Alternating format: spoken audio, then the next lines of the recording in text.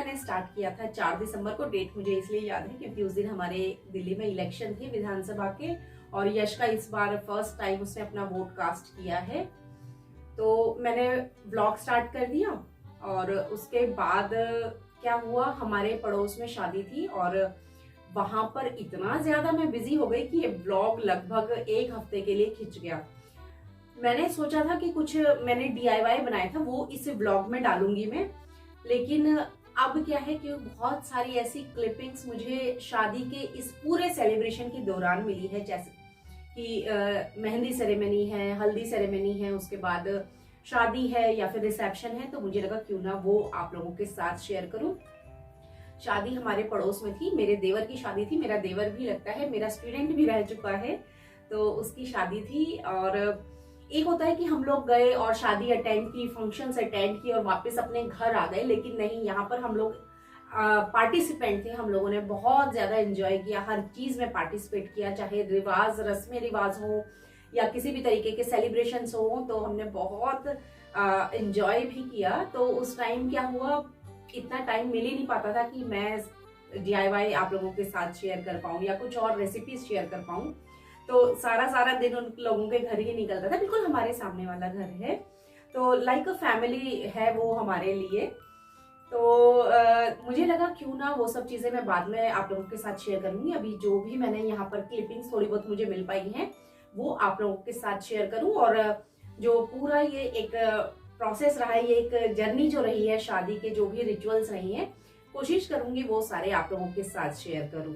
आज हमारे दिल्ली में इलेक्शन है, विधानसभा के यहाँ चुनाव है। हम लोग वोट डाला है और सुबह निकल गए थे हम लोग 8:30 बजे। 8 बजे से पोलिंग बूथ स्टार्ट हो जाते हैं, पोलिंग स्टार्ट हो जाती है।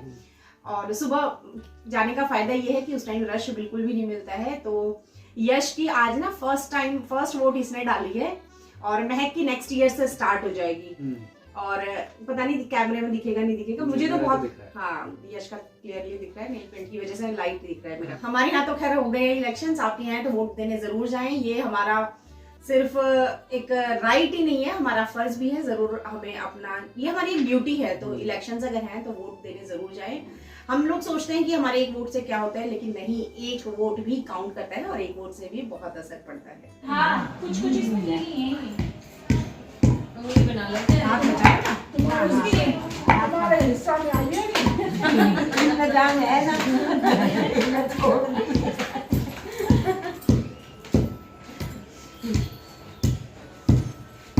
नेक्स्ट डे हल्दी थी, तो यहाँ पर कुछ रस्म चल रही थी जिसमें हल्दी है उसको कूटा जा रहा था, और उसके बाद इसी तरीके से कुछ चावल लिए गए, उनको भी फिर कूटा गया। शायद उपटन वगैरह की तैयारी चल रही थी, बहुत ज़्यादा डिटेल में मुझे भी नहीं पता। और इसके अलावा इस तरीके से 5 लेडीज़ को धागे भी बांधे जाते हैं जिनको गौरनी बोला जाता है। और ये हर घर में, हर परिवार में अलग अलग तरीके के कुछ रिवाज होते हैं जो शादियों के दौरान निभाए जाते हैं, और सदियों से ऐसे ही चला आ रहा है। भाभी के हाथ छोटे छोटे, बड़े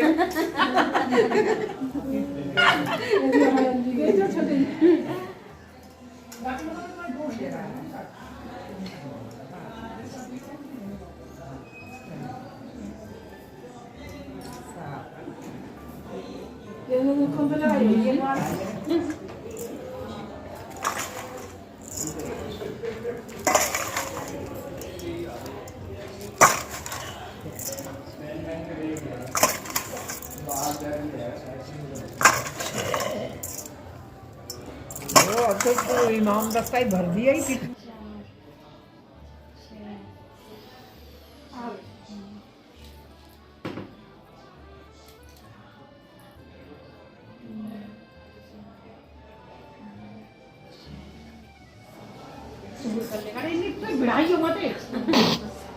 आराम से कर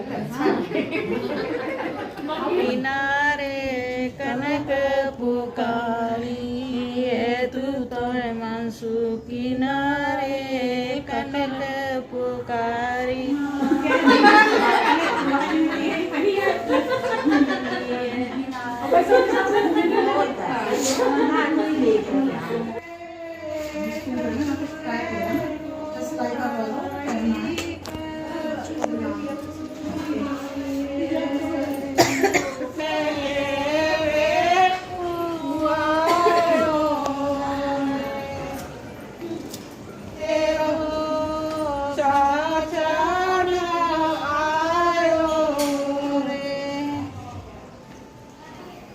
शादी का सारा समारोह बहुत अच्छे से बिना किसी विघ्न के संपन्न हो, ऐसी न जाने ढेर सारी रस्में निभाई जाती हैं उसके लिए। और अगले दिन थी हल्दी, जिसकी की डेकोरेशन बहुत ही खूबसूरत, बहुत ही प्यारी दूल्हे की बहनों द्वारा की गई थी और बहुत ही अच्छा एम्बियंस हो गया था। और क्योंकि हल्दी की रस्म थी तो जाहिर सी बात है जो पूरा ड्रेस कोड था वो येलो था। देखिए ज़रा कितनी खूबसूरती से हल्दी को, जो शादी विवाह समारोह है, इसकी रस्मों में किस अंदाज में शामिल किया गया है। सभी को पता है हल्दी एक बहुत ही स्ट्रॉन्ग एंटीऑक्सीडेंट है। इसके अलावा anti bacterial, anti fungal, anti viral properties ढेर सारी हैं इसमें। शादी में तरह तरह के लोग शामिल होते हैं तो दूल्हा दुल्हन को इस तरीके से हल्दी लगाकर अलग अलग तरीके की बीमारियों से बचाने के लिए एक बहुत ही खूबसूरत और बहुत ही मीनिंगफुल एक ये रस्म है। और भाई इसके अलावा पहले टाइम में ना तो पार्लर होते थे, ना सैलून और कोई कॉस्मेटिक नहीं, तो इस तरीके से हल्दी और उपटन वगैरह लगाकर ही दूल्हा दुल्हन की स्किन में शादी वाले दिन एक अलग ही तरीके का ग्लो आ जाता था।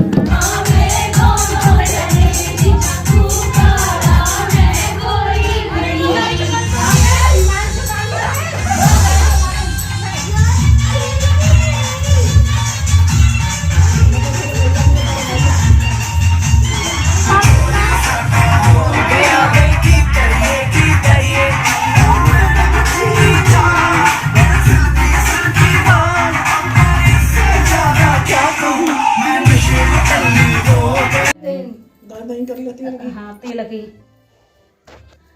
ऐसे ही किसी हाथ से हाँ सीधे हाथ पे अंगूठा, ये तो वैसे ही पहले की तो कुछ रहा दिया बचा के नीचे से बस सब ठीक है।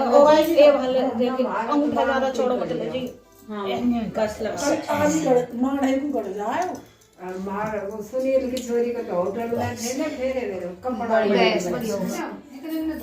अब तो वो क्लियर करवाना पड़ेगा ना। कौन सा ये कुछ तो कर तो दी।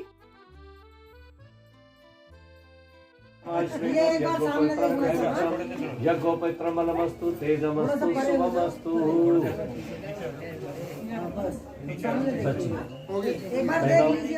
पहना और उसको निकाल दे, पहले इसको पहना फिर उसको निकाल लो। एक बार देख लो बस, हाथ डाल दो और वो निकाल दो। देखो मूंज वाले निकाल ऊपर से हाथ लगा के एक बार देख लीजिए बस, देख लीजिए। जनेऊ की रस्म के बाद सब लोग मिलकर गए चाक पूजन के लिए।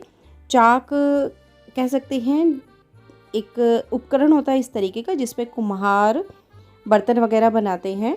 ब्रह्मा जी के सृष्टि चक्र का स्वरूप मानते हुए कुम्हार के चाक को पूजा जाता है। अब तो खैर इन्होंने भी इस तरीके से चाक के ऊपर रखकर बर्तन बनाना बंद कर दिया है और ये लोग भी मशीन मेड बाहर से ही बर्तन खरीद करके लेके आते हैं, लेकिन फिर भी उन्होंने एक एज अ सिंबल छोटा सा चाक बनाया हुआ है और इसी के द्वारा हम सब जिसके भी घर में मतलब शादी होती है तो इसी की पूजा अब जा करके करते हैं।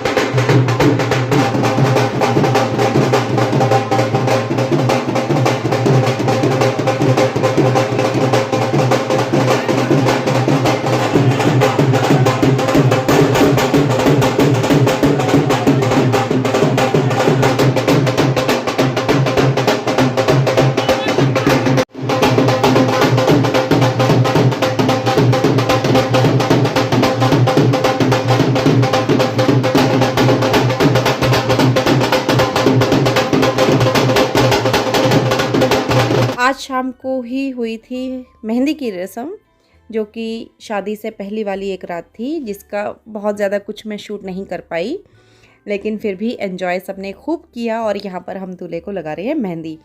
तो बस आज की इस वीडियो को यहीं पर मैं ख़त्म करती हूँ। इसी तरीके के और सेलिब्रेशन व्लॉग्स देखने के लिए प्लीज़ स्टे कनेक्टेड। फिर मिलते हैं एक और नई वीडियो के साथ। तब तक के लिए गुड बाय एंड टेक